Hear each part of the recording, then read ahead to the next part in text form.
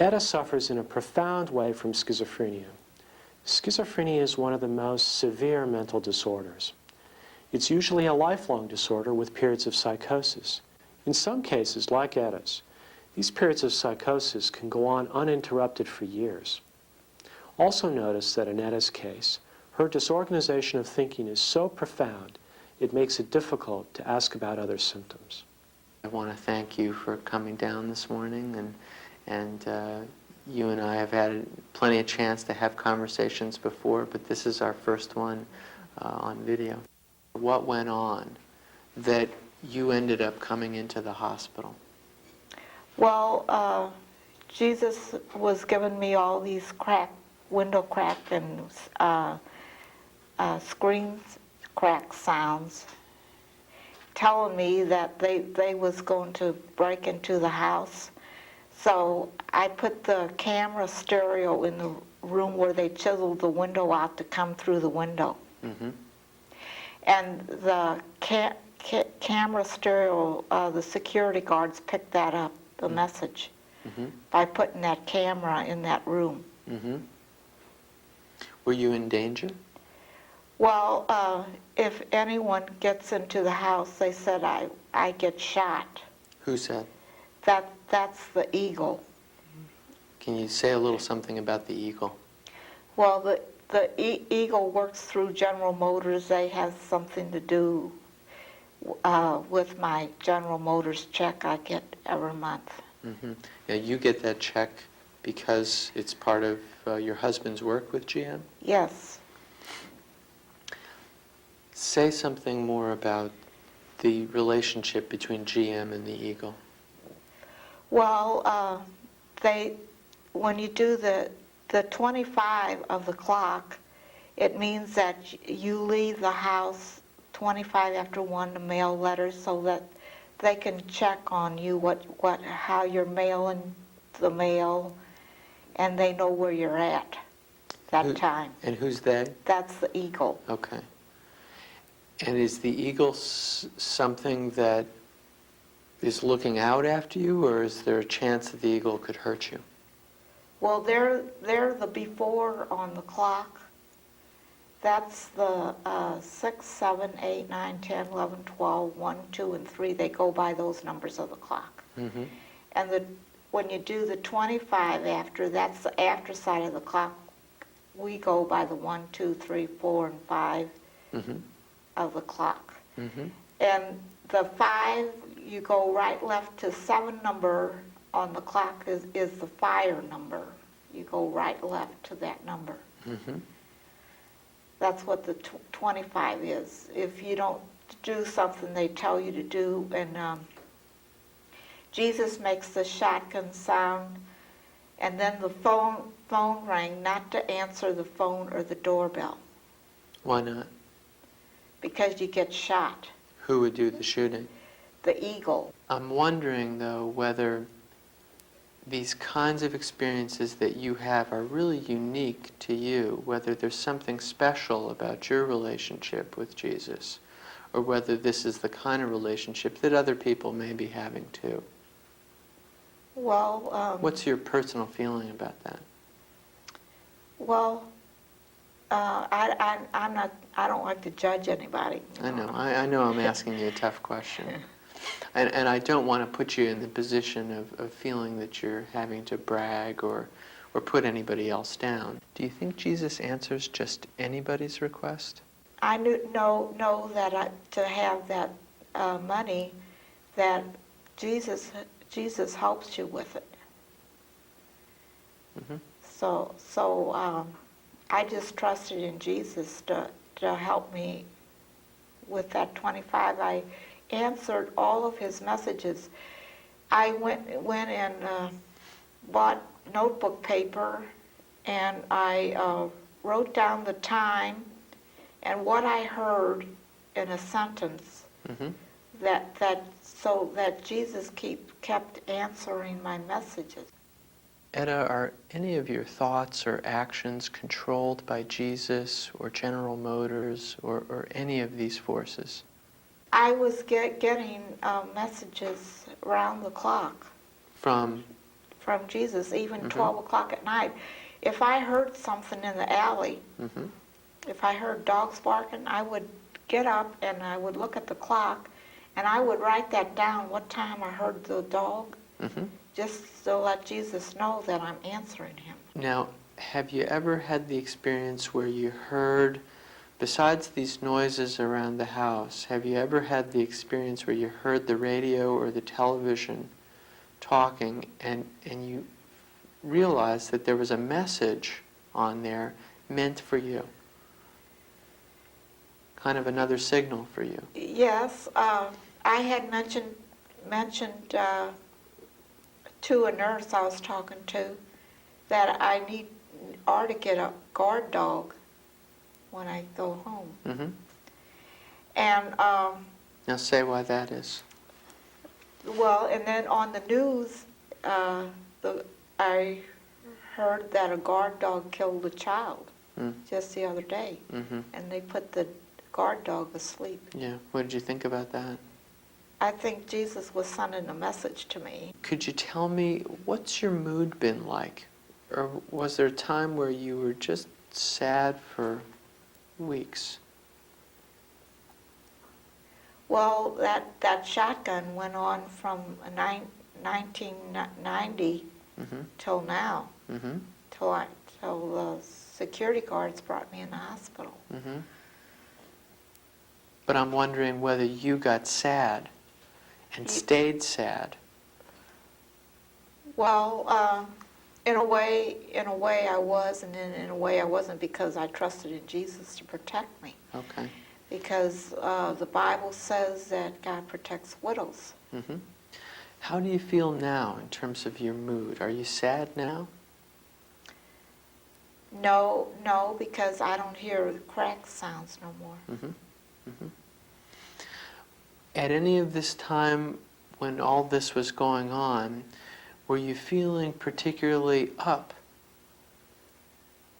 Euphoric or high?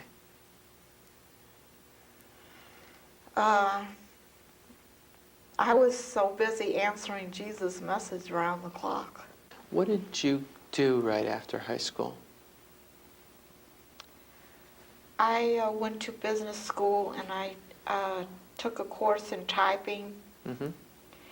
And I went to Missouri State Employment and I took a typing test there and I passed it. And they found my job, and then I got pregnant working, and they let me work 6 months pregnant. Did you go back to work after the children were older? No, then my husband died in 1985, and my son was being graduated from 8th grade when he died. How did you do shopping for groceries, for example? Well, they said that my son does the grocery shopping, and if he doesn't do the grocery shopping, the house goes to me and my granddaughter. So that's really a requirement for him, Yes. that he does that. Doing the 25 of the clock. Okay. Well, he has to stick to that timing too? Well, he's the before, but he believes in Jesus also. And he told me, he said, Mom, I don't want to go there. And I said, well, I'll try to help you out. Go where? Go left. Okay. Can you tell me, what was the first time that you had a psychiatric hospitalization? What year was that? That was in 1975. Okay. But at that time, were you getting these messages or these signals and the involvement with Jesus and GM and all of that? No, because my children were going to school, and I was busy helping them with their work. Okay. Etta, in 1975, when you got hospitalized, in your mind, what was that about? Why did you get hospitalized? Well, I seen Dr. Krojanker there, and he gave me Thorazine because my son was 2 years old, and a child can get on your nerves when they climb and want to get into everything. And then I had to cope with the teachers at school they wanted me, to help my child with homework. And then my son was 2 years old. He was getting into everything, That kept me busy. Right. I think you also mentioned your in-laws had moved in, Yeah, and that was also a stress. yes. Did you feel depressed at that time? Well, Have you been able to enjoy yourself at all, have fun since 1990? I think I spent all my time writing messages what Jesus gave me, so he would keep giving me messages. Well, what happened to things that you used to do for fun? Well, you really don't have no fun when you got a shotgun behind your head. Yeah, okay. And I want to thank you very much. I hope I did all right.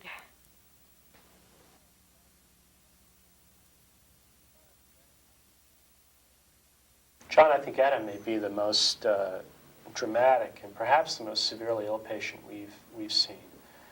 Would you help us understand what's wrong? Yeah, Etta is actually doing better now than she was when she first came in. That may seem surprising to some people. Etta has been diagnosed with schizophrenia. She's had this problem and this presentation for many years at this point. We saw really classic and characteristic symptoms with her. She had a number of delusions that she was able to talk very openly and freely about. Some of those delusions were bizarre in nature. They were not things that could typically happen in the world, not at all physically possible. Finally, she did have some what have been called negative symptoms. This is a terminology that's becoming increasingly common. In fact, for the first time, the word negative appears in DSM-4. And just to offer a definition for the students watching this tape, positive refers to symptoms like hallucinations and delusions, experiences that the patient has that ordinary people do not, whereas negative symptoms refers to the absence of normal capacities or normal experiences. For example, a blunted affect, a lack of initiative, a loss of will to do things. Less speech output commonly. Less content of speech. This is a big issue with educating families also, that I'm always very careful with when I talk with families, is to teach them the difference between the negative symptoms and the positive symptoms, because so many times they come in complaining that their relative is just lazy, just malingering. If he would only try harder, if he would only get a job, everything would be okay. And to explain this in the context of the illness helps a lot, because the families are often like at the end of their rope. They are emotionally exhausted. They are angry. They blame the patient. They're very frustrated with knowing how to handle these symptoms. Like with Etta, they don't know what she's saying. They can become overwhelmed with trying to know how to respond to this. And teaching them that this is all part of an illness that is biophysical in nature can really relieve a lot. And it also helps to sometimes, hopefully, to lower the stress in the family. And I think the sad thing that you may want to elaborate more on is that by the time they're Etta's age, they may not have family around anymore. Right, that that's the true. illness is That's so true. devastating that the family... They've driven them away. Right. I heard someone once say, schizophrenia is the only illness that you go to jail for, And sometimes you have to educate parole officers that feel that this person needs to be more responsible so that they don't do, the public disturbance things or the minor misdemeanors that they get into trouble for when they're following like command hallucinations, and although sometimes these things can be very dangerous. I think it's important to make the point there's been a bit of controversy about whether or not patients who have this disorder are more dangerous Right. than other elements of society. Well, because I think you've seen one or two or a handful of cases where someone did have schizophrenia or psychotic illness and will do something quite dramatic or violent, and so people get the idea into their head that everybody with schizophrenia is a homicidal murderer. Well, Etta is a perfect example of someone who's really a very sweet person, and certainly, in no way is characterized by aggressive or violent behavior. And I think a final point to make is that we got a little bit of this in the interview, that she's had a dramatic downward course in her functional life. She used to be able to do things in the world, and now she's essentially, in a way, a prisoner in her home. Not only is she a prisoner in her home, Dr. Newcomer, she's a prisoner with us. It's hard for us to even communicate with her because of all of her delusional thinking of the clock and Yeah. Kmart, GM, and That's what really have true. you. I don't think she realizes how hard it is for us to communicate with her, and it's very hard for me because I want to. And I think that's one of the cardinal features of schizophrenia, that you really feel very disconnected with the person, as if you were 1,000 miles away. I mean, she's trying to communicate something to us in almost a cryptic code, and we're trying to decipher what it means, and it's just very, very, very difficult to do it. And you just feel very kind of disconnected, and I think that's a function of how disconnected she feels to other people and how unrelated she really feels, how distant. I think we can only guess as to how she feels. You tried many times to understand whether she was happy or sad about particular instances. She sometimes talked about moods, but again, in a very peculiar way that really didn't allow us to know whether she had ever experienced periods of depression or not. Just to play devil's advocate, I think what John is saying is that because there were no mood disturbances, we really would not be thinking of a mood disorder such as bipolar disorder or schizoaffective disorder. But there were some features that would at least allow one to entertain that as a possibility. Because she had such a religious focus in her delusions, one could at least think, at least superficially, could this be bipolar disorder? She was preoccupied with Jesus. She, in fact, became so preoccupied that she said round the clock she was attending to any signals that might come from Jesus, which would then tell her what she had to do. She was strikingly humble about it, though. She tried to make the distinction. As I pressed her on that point, she tried to not put herself above other people. And that's quite different from an interview that we have earlier in this series with a manic and grandiose woman, Mary, who really felt that she was on a special mission from God. I'd like to focus on this issue of whether she has hallucinations or not. That's a good point. Her thought disorder was so profound that it's not clear to me whether she's hearing normal sounds but misinterpreting them, or whether she's hearing extra things, extra sounds that just aren't happening at all, and she's hallucinating cracks and shotgun sounds. Right. She's talked about this at great length, and even though it's something that comes up quite a lot, and we had many conversations with her about it while this was happening, it never got any clearer.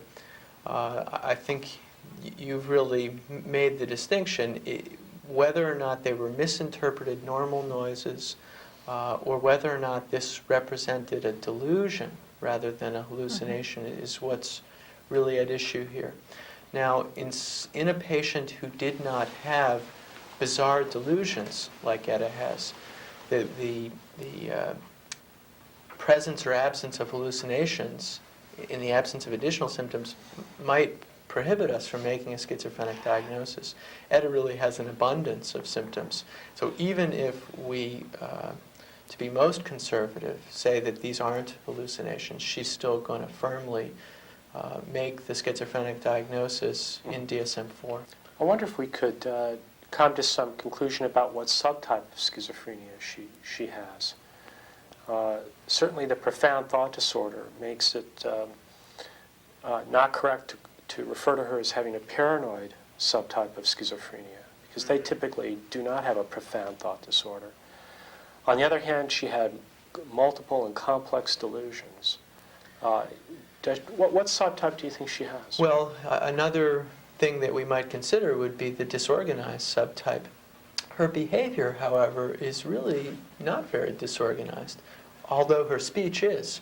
I thought she was fairly paranoid. I mean, she talked about being quite frightened of the eagle, and her parting comment was, "It's hard to enjoy life when there's a shotgun to your head." That's true. Right. And, I think that she certainly, there was a paranoid quality, but I think it's very unusual to find someone with schizophrenia at some point Who who doesn't doesn't have a paranoid quality. The question, I think, is how organized and how non-fragmented was the nature of those delusions? I mean, was it, when I think of paranoid schizophrenia in DSM-4, I think of there being a central theme or an issue that delusions and hallucinations Are seem all to built around. built around. I don't really think you but saw there it with was this the woman. eagle.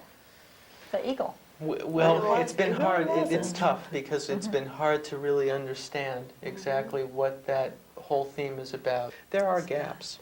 There are ways in which it all doesn't fit together. Patients who have characteristics of more than one subtype are called undifferentiated. Yeah. And perhaps that would be the best I think term that we're to describe forced her. by default into that subtype. Now, we've mentioned the term schizoaffective disorder several times. Would somebody define it? Well, schizoaffective disorder is an uninterrupted period of illness where you've got at the same time symptoms meeting criterion A for schizophrenia, and you've got the symptoms for either a major depressive syndrome or a manic syndrome. Now, in the same period, you've also got to have at least 2 weeks of either hallucinations or delusions in the absence of the mood symptoms. So it really stands right between bipolar disorder with psychotic manic syndrome with psychotic features and schizophrenia. It's for people who have both mood and psychotic symptoms. We also noticed in the interview that her hands were moving in a strange way. While schizophrenic patients can have odd mannerisms, I thought her movements were probably tardive dyskinesia. That is a side effect of antipsychotic medication that she's taken currently and in the past. Another thing to consider, we've talked about misperceptions with schizophrenia, is that this is a disorder of poor people. And I think what we really see here is a debilitating, relatively chronic, long-term condition that anybody can get it. It's a genetic disorder, it has a genetic component, and I think that's a common misperception that leads partially to the stigmatization of people with schizophrenia, that the typical perception that people have are the street people in large urban centers, the people sleeping under boxes and sleeping in parks, and people have this idea, oh, they're kind of just born that way and they've always lived that way, and that's really not the case. I do think it's important to make some comment about prognosis or outcome, and that really probably the majority of patients who are diagnosed with this disorder early in life are going to get better over time and re-achieve at least some functional status.